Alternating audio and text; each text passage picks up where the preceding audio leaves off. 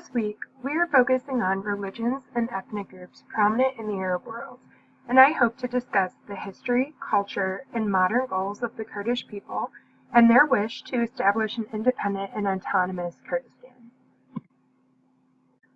So this is a picture of the Kurdish flag. The flag was used since Kurds attempted to gain independence from the Ottoman Empire, so it does date back about a century.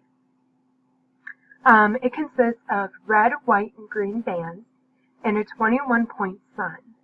The red symbolizes brotherhood, green symbolizes life, and white expresses peace, equality, and freedom. The yellow sun represents hope, and this often represents the hope and the desire for an independent and autonomous Kurdistan, something that the Kurds have fought for generations and continue to fight for today. So the first question we must ask is, who are the Kurds? The Kurdish people have a population that estimates about 40 million people. They are scattered throughout the Middle East in the states of Iran, Iraq, Syria, and Turkey. And this region is often referred to as Kurdistan. As you can see from the map at the bottom of the screen, it does span over the Middle East and in these four countries, and each section you can see that each section is labeled. So we do have Turkey Kurdistan, Syrian Turkestan, Iraqi Kurdistan, and Iranian Kurdistan. The ethnic group does have some form of government, which is the Kurdistan regional government, which is located in northern Iraq. So there is some sort of government that all of the Kurds look up to for guidance. The Kurds are considered one of the largest ethnic groups that does not have an official state. So let's talk a little bit about culture. One of the biggest things, especially in the Middle East, is religion. And as for religion, a majority of the Kurds are Sunni Muslim, with a small number of Kurds aligning with Shia Muslims or practicing mystical rituals of Sufi.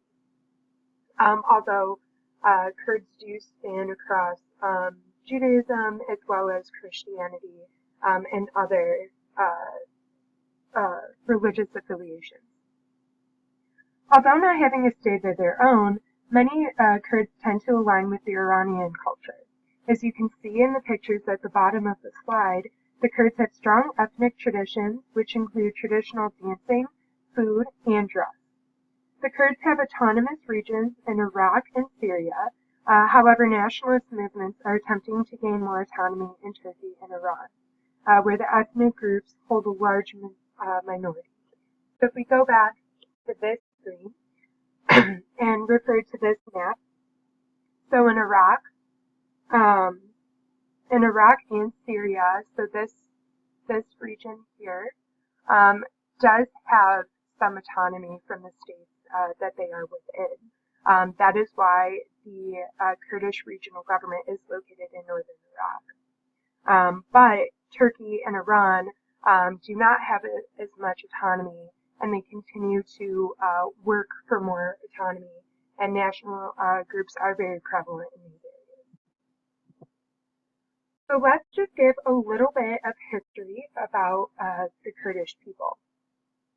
So the term Kurd dates back to 7th century prose, in which the ruler of the Sasanian Empire, Ardashir, and he is pictured here. So Ardashir, he battled the unsuccessful Kurds. During this time, Kurds often represented wandering nomads, and were not the established ethnic group that we see in the Middle East today. Throughout history, the Kurds were under the control of various authoritative rulers, including the Safavid dynasty and the Ottoman Empire, which we all know today.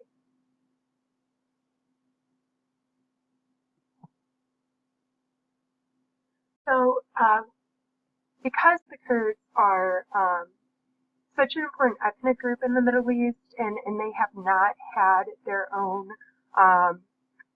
state the nationalist movements are very key to their ideology. So let's talk a little bit about the nationalist movement. The first modern Kurdish national movement began in 1880 with Sheikh Obadillah. He is, as you can see, he's pictured on the slide. So the picture on the right is a more artistic interpretation, and actually it comes from this picture on the left, where he is seen sitting down.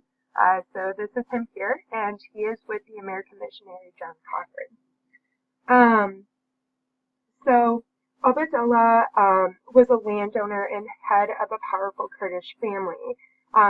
He, along with fellow nationalists, demanded political autonomy and independence for the Kurds. This ultimately failed, and actually he was doing this against the Ottoman Empire, since this is back in the 1880s. So his movements failed, and the Ottoman Empire actually exiled Abdullah and his like right hand man to Istanbul. But the Ottoman Sultan Abdul Hamid did try to curb Kurdish national enthusiasm by incorporating Kurdish chieftains into the Ottoman government. So, although this movement did fail in gaining independence and autonomy, it did allow for more Kurdish representation in the Ottoman Empire, giving them a little bit more autonomy than they originally had. So, the next biggest nationalist movement with the Kurds was seen at the end of World War I. The fall of the Ottoman Empire after World War I led to the rise of more Kurdish national movements. Muslim Kurds were very upset with the radical changes that the new Turkish ruler Ataturk was making in the newly founded Turkey. And this is him on the right.